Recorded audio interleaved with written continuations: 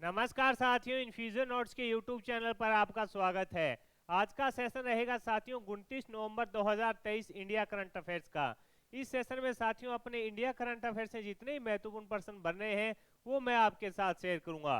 साथ ही उन प्रश्नों से जुड़े हुए जो महत्वपूर्ण तथ्य आपसे आगामी प्रतियोगिता परीक्षा में पूछे जा सकते हैं उनकी भी मैं आपके साथ जानकारी साझा करूंगा। अंत में साथियों अपने देखेंगे जनरल साइंस के 5 महत्वपूर्ण क्वेश्चन। जितने भी एग्जाम हो रहे हैं साथियों उनमें सबसे ज्यादा करंट अफेयर्स व जनरल साइंस का महत्व है। इस सेशन में आपको एक ही सेशन में करंट अफेयर्स भी मिल जाता है और जनरल साइंस भी मिल जाती है। सेशन को पूरा देखिएगा, पसंद आए तो इसे लाइक व शेयर जरूर कीजिएगा। इन्फ्यूजन नोट्स के यूट्यूब चैनल को लाइक व सब्सक्राइब कीजिएगा और अपने दोस्तों में भी इसे जरूर शेयर कीजिएगा। वीडियो के डिस्क्रिप्शन में साथियों पीडीएफ का लिंक लगा दिया जाएगा, वहां से आप आसानी से पीडीएफ डाउनलोड कर पाएंगे। शुरुआत करेंगे साथियों सेशन की। पहला क्वेश्चन आपके सामने है, आपसे पूछा गया है डेविस कप 2023 का खिताब है जो किसने जीता। इंपॉर्टेंट क्वेश्चन है, आगामी प्रतियोगिता परीक्षा में आपसे पूछा जा सकता है। आपसे पूछा है डेविस कप 2023 का खिताब किसने जीता। तो पहले अपने बात करेंगे डेविस कप है जो, इसका संबंध किस खेल से है। तो साथियों इसके अंदर टेनिस, डेविस कप का संबंध है जो टेनिस से रहता है, ये भी अपने को पता होना चाहिए। डेविस कप 2023 का खिताब किसने जीता। तो आंसर है इसका इटली ने जीता। किसने जीता, इटली ने जीता है। तो डेविस कप है, इसका संबंध अपने को पता होना चाहिए किस खेल से है, टेनिस से है। और ये खिताब है जो 2023 का किसने जीता है, इटली ने जीता है। किसको हराकर। तो साथियों आंसर हो जाएगा ऑस्ट्रेलिया को। ऑस्ट्रेलिया को हराकर ये खिताब है अपने नाम किया है। ये देखिए इसमें फोटो, जो इटली के विजेता खिलाड़ी हैं किसको हराकर जीता है, ऑस्ट्रेलिया को हराया है। कितने से, 2-0 के अंतर से ऑस्ट्रेलिया को साथियों हराया है। और इटली है जो दूसरी बार चैंपियन बना है। कितनी बार बना है ये भी अपने को पता होना चाहिए। इटली है जो साथियों दूसरी बार चैंपियन बना है, दूसरी बार चैंपियन बना है करीब 47 साल के बाद। करीब 47 साल के बाद है जो ये चैंपियन बना है। जो फाइनल मुकाबला था वो कहां पर हुआ, तो स्पेन के अंदर फाइनल मुकाबला साथियों खेला गया था। इंपॉर्टेंट क्या है, डेविस कप का संबंध किस खेल से है, इस प्रकार का भी क्वेश्चन साथियों पूछा जाता है। तो आपका आंसर हो जाना चाहिए टेनिस से है। 2023 डेविस कप का खिताब किसने जीता, इटली ने जीता। किसको हराकर, ऑस्ट्रेलिया को 2-0 के अंतर से हराकर जीता है। और फाइनल मुकाबला है जो स्पेन में खेला गया था।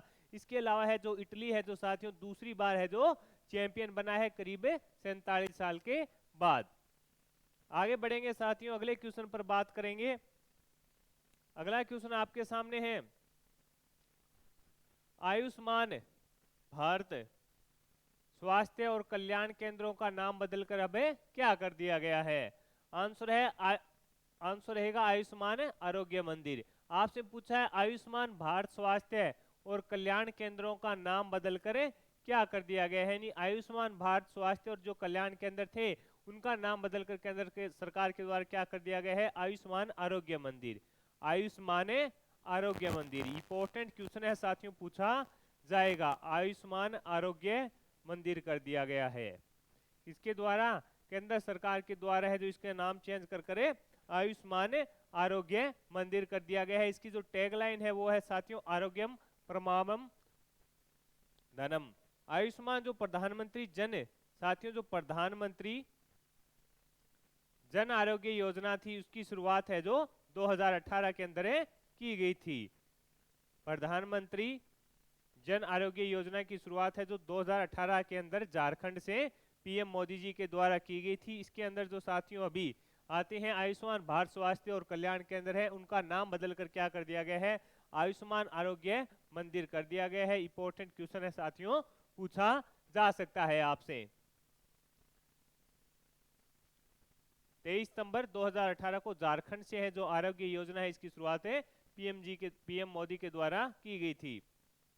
आगे बढ़ेंगे साथियों, अगला क्वेश्चन आपके सामने है जो आपको आगामी प्रतियोगिता परीक्षा में 2 नंबर दिला के जाएगा। आपसे पूछा गया है बुकर पुरस्कार 2023 से किसे दिया गया। तो आंसर हो जाएगा पॉल लीच को। बुकर पुरस्कार 2023 किसे दिया गया, तो आंसर होना चाहिए आपका क्या होना चाहिए, पॉल लीच को दिया गया। किसको दिया गया, पॉल लीच को दिया गया। ये कहां के हैं, आंसर हो जाएगा आयरलैंड के। कहां के हैं, इनका संबंध साथियों इंपॉर्टेंट है, आपसे पूछेगा कि हाल ही में बुकर पुरस्कार जो साहित्य के क्षेत्र में दिया जाता है वो दिया गया था पॉल लीच को। इनका संबंध कहाँ से है? तो आंसर हो जाएगा आयरलैंड से है। कहाँ से है? आयरलैंड से। उनका जो उपन्यास है वो पैगंबर सॉन्ग्स के लिए इनको दिया गया, ये भी अपने को पता होना चाहिए साथियों। ये इनका फोटो आपके सामने है, पैगंबर सॉन्ग के लिए यह पुरस्कार इनको दिया गया है। ये कहाँ के हैं? आयरलैंड के हैं। और ये 5वें जो आयरलैंड के लेखक बने हैं जिन्हें यह बुकर पुरस्कार 2023 से मिला है, यानी 5वें बुकर पुरस्कार जीतने वाले आयरलैंड के ये साहित्यकार हैं जो बन गए हैं। अगला क्वेश्चन आपके सामने है साथियों, आपसे पूछा है कि संविधान दिवस पर सुप्रीम कोर्ट परिसर, संविधान दिवस पर सुप्रीम कोर्ट परिसर के भीतर संविधान निर्माता डॉक्टर भीमराव अंबेडकर की प्रतिमा का अनावरण किसके द्वारा किया गया? आपसे पूछा है कि संविधान दिवस के दिन जो अपना सुप्रीम कोर्ट है उसके अंदर डॉक्टर भीमराव अंबेडकर की प्रतिमा का अनावरण किसके द्वारा किया गया? तो आंसर होना चाहिए आपका राष्ट्रपति महोदया के द्वारा, यानी द्रौपदी जी के द्वारा किया गया था। इसके अंदर जो प्रतिमा लगाई गई है उसकी ऊंचाई है जो साथियों 7 फीट रहेगी, 7 फीट ऊंचाई है। उद्देश्य क्या है? यानी इसका जो ये प्रतिमा लगाई गई है संविधान दिवस के ऊपर, उसका उद्देश्य क्या है कि अपने आप को ही पता है कि भारत के जो संविधान के निर्माता हैं डॉक्टर भीमराव अंबेडकर जी को माना जाता है, तो उनका सम्मान, यानी जो भारत के संविधान के वास्तुकार थे उनका सम्मान करना चाहिए, जिसके तहत इसको जो सुप्रीम कोर्ट है उसके अंदर डॉक्टर भीमराव अंबेडकर की प्रतिमा है जो 7 फीट की ऊंचाई की है, उसकी अनावरण किसके द्वारा किया गया? राष्ट्रपति द्रौपदी मुर्मू जी के द्वारा किया गया। आगे बढ़ेंगे साथियों, अगले क्वेश्चन पर बात करेंगे। अगला क्वेश्चन आपके सामने है, हाल ही में वाराणसी में सीएनजी स्टेशन का उद्घाटन किसने किया? तो आंसर हो जाएगा हरदीप सिंह पुरी। वाराणसी में सीएनजी स्टेशन का उद्घाटन किसके द्वारा किया गया? तो आंसर हो जाएगा हरदीप सिंह पुरी के द्वारा किया गया। किसके द्वारा किया गया है? हरदीप सिंह पुरी के द्वारा किया गया है। इंपॉर्टेंट है ये जो साथियों अपने सीएनजी स्टेशन है इसका उद्घाटन हरदीप सिंह पुरी जी के द्वारा किया गया। इसको किसने तैयार किया था? ये देखिए इनका उद्घाटन हुआ था, केंद्रीय मंत्री ने गेल के जो फ्लोटिंग सीएनजी और जो मोबाइल फ्यूनलिंग यूनिट है उसका उद्घाटन किया। इसमें करीब 18 करोड़ रुपए का है जो बजट इसमें आया है, ये अपने को पता होना चाहिए। यानी कितने का खर्च आया है? तो आंसर हो जाएगा 18 करोड़ रुपए का खर्च इसके अंदर आया था। आगे बढ़ेंगे, अगला क्वेश्चन आपके सामने है, हाल ही में किस भाषा में भारतीय संविधान का डिजिटल संस्करण लॉन्च किया गया है? तो आंसर हो जाएगा मणिपुरी भाषा में। ये क्वेश्चन इंपॉर्टेंट है, पूछा जा सकता है साथियों। आपसे पूछा गया है कि हाल ही में किस भाषा में भारतीय संविधान का डिजिटल संस्करण है जो लॉन्च किया गया है? तो आंसर हो जाएगा मणिपुरी भाषा के अंदर किया गया है। जो मुख्यमंत्री हैं मणिपुर के एन बीरेन सिंह हैं उनके द्वारा साथियों, एन बीरेन सिंह के द्वारा है जो 26 नवंबर को एन बीरेन सिंह के द्वारा 26 नवंबर को जो राजधानी है इम्फाल मणिपुर की, वहां पर इसका जो डिजिटल संस्करण था मणिपुरी भाषा में भारतीय संविधान का उसको लॉन्च किया गया। इंपॉर्टेंट क्वेश्चन है, पूछा जा सकता है आपसे। अगला क्वेश्चन आपके सामने है, राष्ट्रीय मूल्यांकन और प्रत्यापन परिषद। राष्ट्रीय मूल्यांकन और प्रत्यापन परिषद जिसे क्या बोलते हैं? अपने राष्ट्रीय मूल्यांकन और प्रत्यापन परिषद NAAC, नासा ने किस विश्वविद्यालय को उच्चतम ग्रेडिंग है जो हाल ही में प्रदान की है? तो आंसर हो जाएगा साथियों छत्रपति साहू जी महाराज विश्वविद्यालय। किसको प्राप्त की है? छत्रपति साहू जी महाराज विश्वविद्यालय। ये कहां पर है? तो उत्तर प्रदेश के कानपुर में है, उत्तर प्रदेश के कानपुर में है। इसको जो अपने राष्ट्रीय मूल्यांकन और प्रत्यापन परिषद है उसके द्वारा उच्चतम रेटिंग है जो प्रदान की गई है, ये कहां पर है? उत्तर प्रदेश के कानपुर के अंदर स्थित है। इसको A++ की रेटिंग साथियों प्रदान की गई है, ये भी अपने को पता होना चाहिए। आगे बढ़ेंगे साथियों, अगला क्वेश्चन आपके सामने है। आपसे पूछा गया है प्रथम खेलो इंडिया पैरा गेम्स के शुभंकर का नाम है क्या है? तो उज्ज्वला। क्या है? प्रथम खेलो इंडिया पैरा गेम्स का शुभंकर है, उसका नाम क्या है? तो आंसर हो जाएगा उज्ज्वला है। आगामी प्रतियोगिता परीक्षा में साथियों यहां से जो प्रथम खेलो इंडिया जो पैरा गेम्स हो रहे हैं इससे क्वेश्चन बनेगा। आपसे पूछा इसका जो शुभंकर है वो क्या है, तो उज्ज्वला है, किसके द्वारा लॉन्च किया गया, तो केंद्रीय खेल व युवा मंत्रालय के मंत्री अनुराग सिंह ठाकुर के द्वारा। किसके द्वारा लॉन्च किया गया, ये भी अपने को पता होना चाहिए, अनुराग सिंह ठाकुर के द्वारा है जो इसको लॉन्च किया गया। ये जो खेल है इनका आयोजन कब हो रहा है, तो साथियों 10 दिसंबर से 17 दिसंबर तक 17 दिसंबर तक इसका आयोजन किया जा रहा है। इंपॉर्टेंट है साथियों, पूछा जा सकता है कब से किया जा रहा है, 10 दिसंबर से लेकर 17 दिसंबर 2023 तक आयोजन किया जा रहा है। इसका जो शुभंकर है उसका उज्ज्वला नाम है, किसके द्वारा इसको किया गया, तो आंसर हो जाएगा अनावरण, यह नाम दिया गया तो अनुराग सिंह ठाकुर के द्वारा, जो केंद्रीय खेल व युवा मंत्री हैं अनुराग सिंह ठाकुर।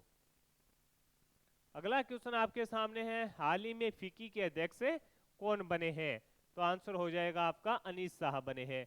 हाल ही में फिक्की के अध्यक्ष हैं जो कौन बने हैं, तो आंसर हो जाएगा आपका अनीस शाह बने हैं। ये कौन है अनीस शाह, तो साथियों ये महिंद्रा ग्रुप के सीईओ है, ये महिंद्रा ग्रुप के सीईओ है, कौन है, अनीस शाह।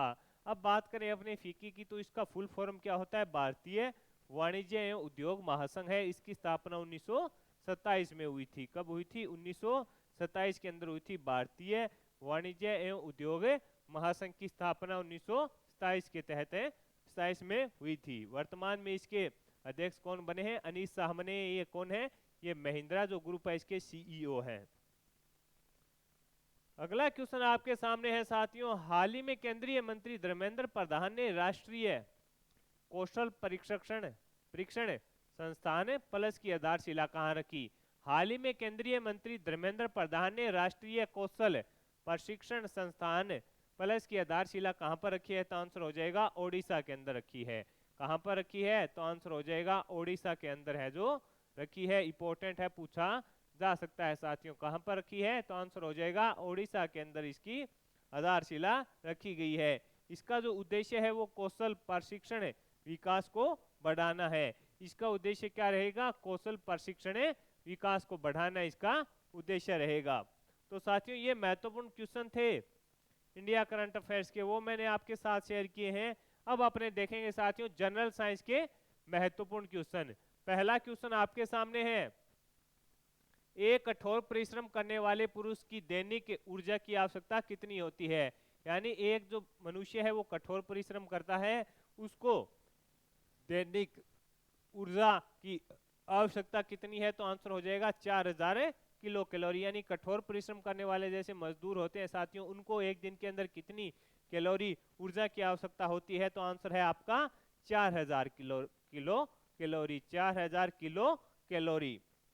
आगे है अगला क्वेश्चन, मानव पोषण के लिए टमाटर बहुल स्रोत है।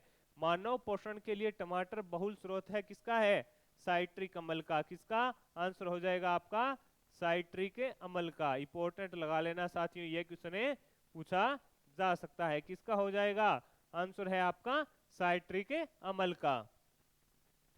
आगे बढ़ेंगे, अगले क्वेश्चन पर बात करेंगे, एंजाइम की सामान्य क्रियाविधि क्या है। एंजाइम की सामान्य क्रियाविधि क्या है, ये संकीर्णीय ऊर्जा को कम करे कार्य करते हैं। ये जो संकीर्णीय ऊर्जा होती है उसको कम करे कार्य करते हैं। अगला क्वेश्चन आपके सामने है, लार किसके पाचन में मदद करती है। लार है जो किसके पाचन में मदद करती है, तो आंसर हो जाएगा स्टार्च। किसके पाचन में मदद करती है, तो आंसर हो जाएगा स्टार्च। दूध को दही में संकंदित करने वाला एंजाइम है, तो आंसर हो जाएगा रेनिंग। दूध को दही में संकंदित करने वाला एंजाइम कौन सा है, तो आंसर हो जाएगा रेनिंग। तो साथियों इस महत्वपूर्ण सेशन में मैंने आपके साथ पहले इंडिया करंट अफेयर्स के जितने ही महत्वपूर्ण प्रश्न बन रहे थे वो शेयर कर दिए, और उसके बाद अपने जनरल साइंस के 5 महत्वपूर्ण क्वेश्चन देखे हैं। यह सेशन आपको पसंद आया है तो इसे लाइक व शेयर जरूर कीजिएगा। इन्फ्यूजन नोट्स के यूट्यूब चैनल को लाइक व सब्सक्राइब कीजिएगा और अपने दोस्तों में भी इसे जरूर शेयर कीजिएगा। वीडियो के डिस्क्रिप्शन में पीडीएफ का लिंक है साथियों, वहां से आप आसानी से पीडीएफ डाउनलोड कर पाएंगे। धन्यवाद साथियों।